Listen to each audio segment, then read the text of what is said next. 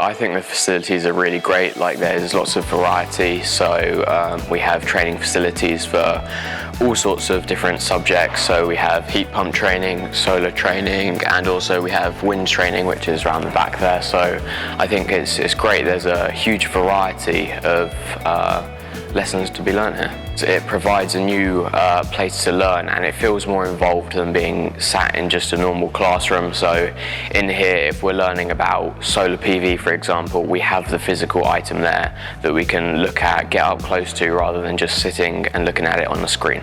Since I've started working here, I feel like there has been a nice environment created as it's set back from the main college building, and this building is specifically focused on topics that we have studied, so it feels more comfortable to learn in and everyone enjoys the space here. So to start with, we were tasked of designing a layout for this building when we were first told that this is going to be built.